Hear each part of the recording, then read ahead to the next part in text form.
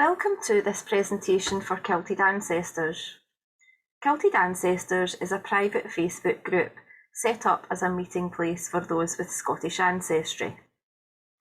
Regardless if you research your own family history or not, preserving the stories handed down by your parents or grandparents is so important. The group is an amazing place to not only share the challenges faced in your own research, but to obtain inspiration to tell the story of your own family's journey. 2022 is Scotland's Year of Stories, and during this year, Claire Wilson and Christine Woodcock will be bringing a whole host of free events and activities to group members, many of them via Facebook Live events. You can join the group by searching Kilted Ancestors on Facebook, or if you would like to subscribe to the newsletter, visit www.treehousegenealogy.co.uk/Kilted Ancestors. Taking things that bit further, Claire and Christine have also set up a quarterly virtual conference named Kilted Culture, which again embraces Scotland's Year of Stories. This is based on 4 separate themes and has some really amazing guest speakers. You can book 1, 2, 3, or all of the events, and if you book all 4, you will obtain a free bonus event which will show you how to pull your own family story together. You can view details of the speakers and topics and book now via Christine's website at www.genealogyvic.com. And let's move on with today's speaker.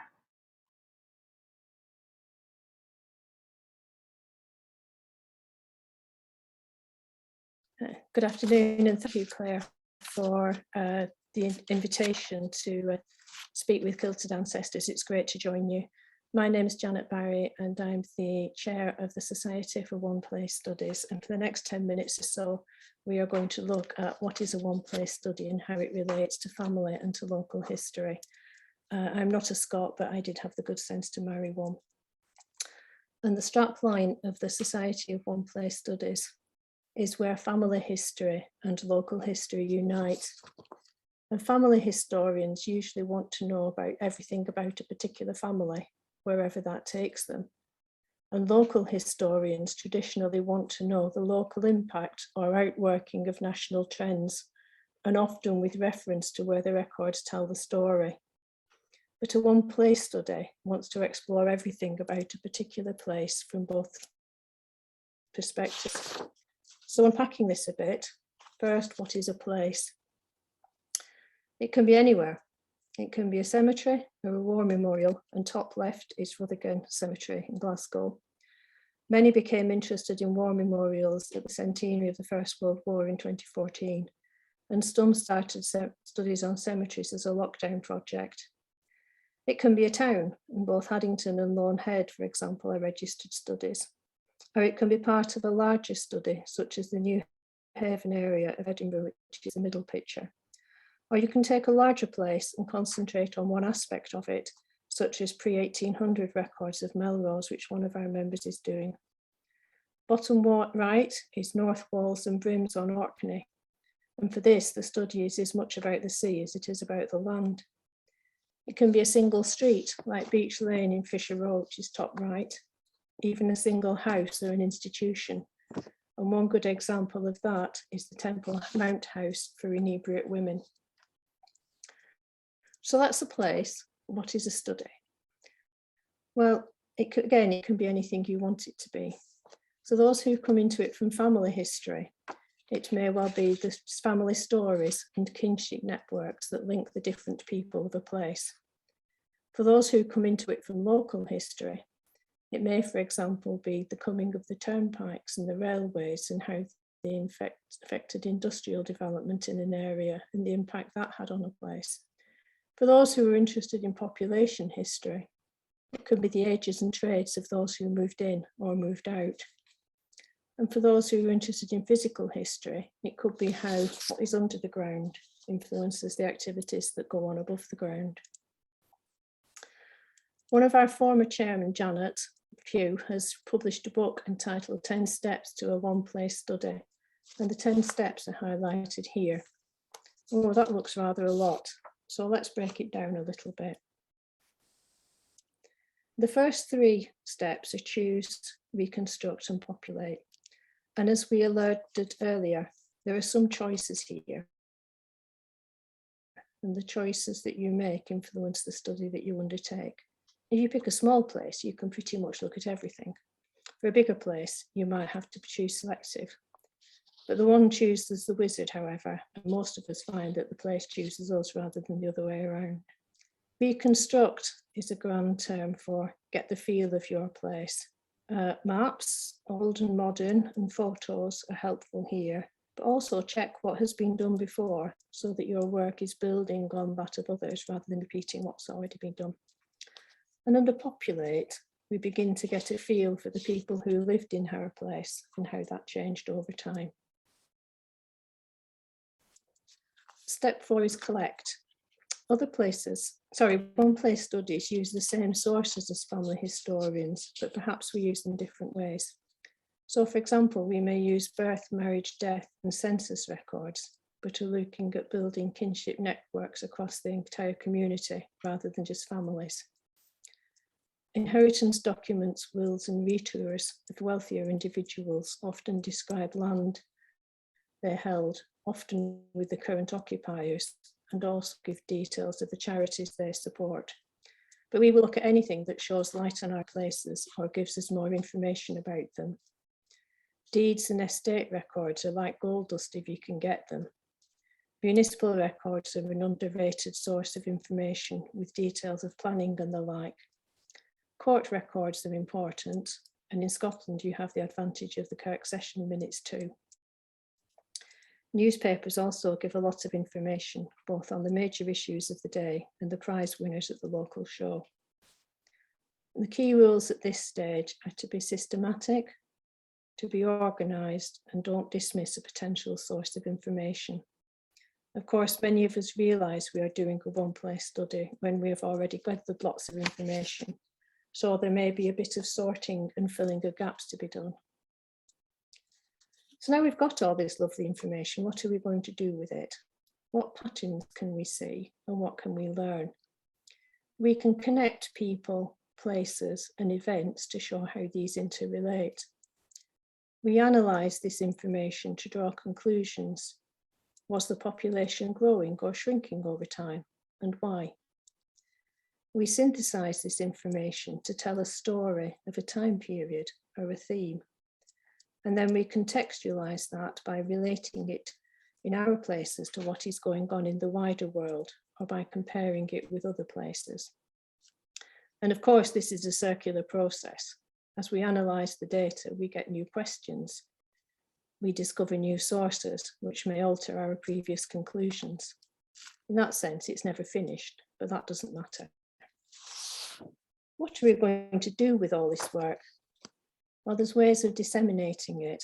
Websites, blogs, books, articles, displays, and presentations can all be ways of getting our findings out to a wider audience.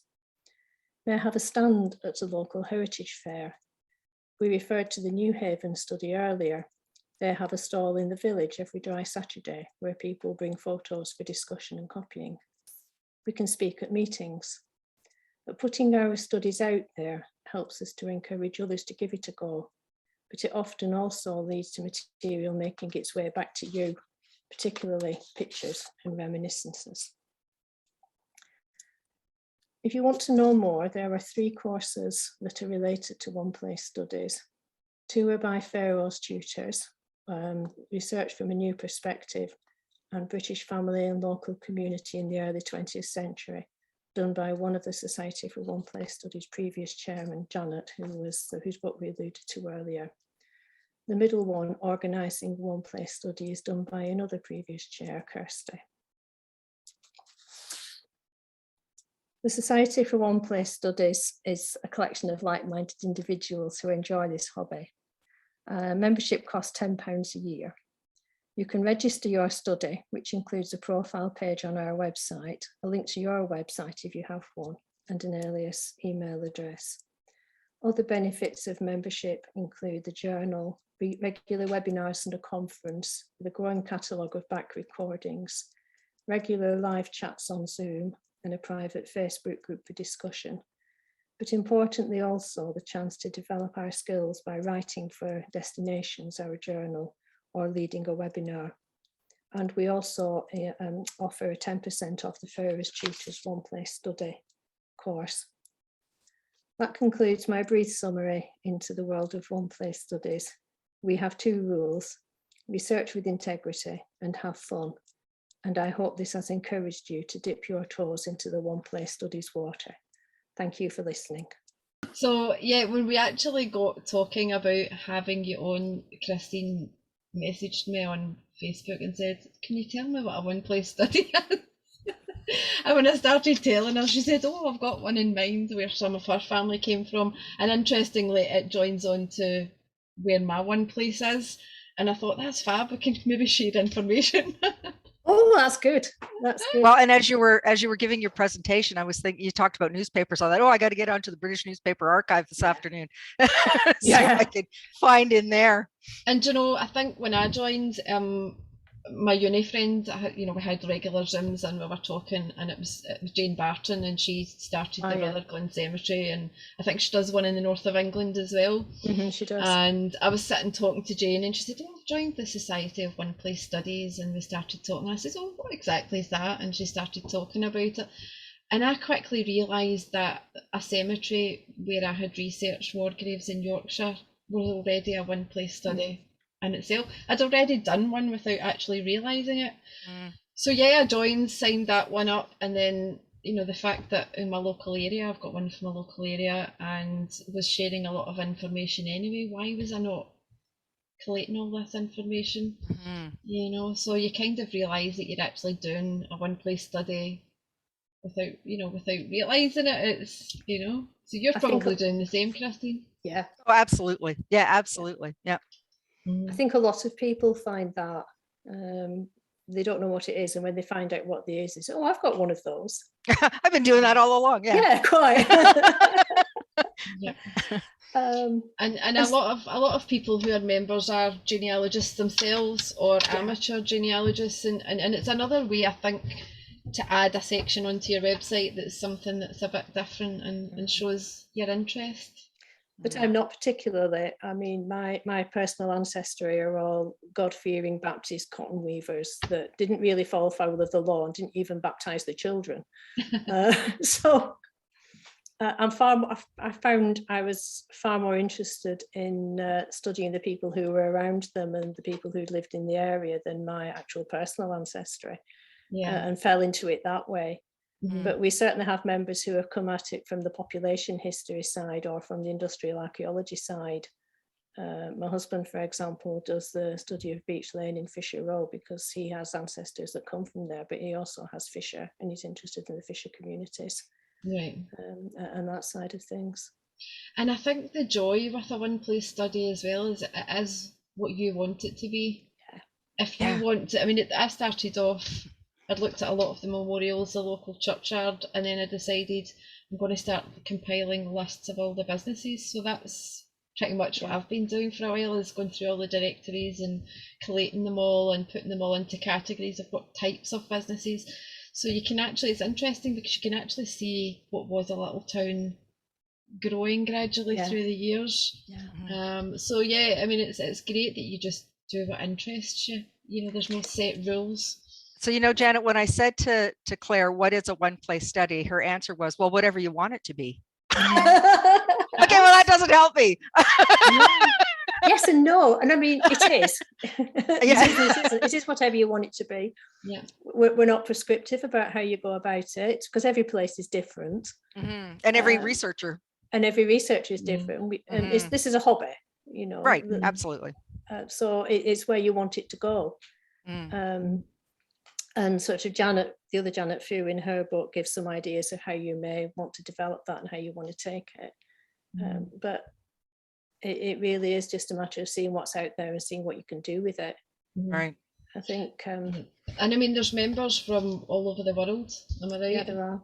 Yeah. you've And got members studies. studying places all over the world as well. Mm.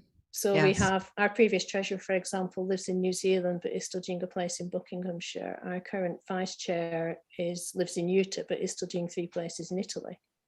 Mm, So that's amazing. Yeah, I know. That is. I mean, That is you can amazing. just pick a place, and yeah. So if we convinced you, Christine, are you going to get involved? Oh, yeah. Yeah. I have to Yeah, collate please all do. my stuff and then register it. Yeah. Yeah. And if you're active on Twitter, then there's the hashtag One Place Wednesday every week is just used for people who want to chat about anything to do with One Place studies. And of course, Oh, okay, perfect. that's not open to that's open to members and non-members, of course. It's just a Twitter hashtag. Right, right. So people Very can dip in and out of there as they like. And if you have any questions that pop up on there, then usually somebody will come up with some ideas within a couple of hours. Yeah. Great. That's great. It's a pretty friendly bunch. Yeah. So thanks to Janet for joining us today and for an amazing Thank you for your presentation. patience. I'm sorry about all that. That's all right. That's all Copying right. over the wrong file and then realizing halfway through that 2 of my photographs were missing. I thought, oh dear, Oh, no. this is going to run out. This is going reasonably swimmingly. soon.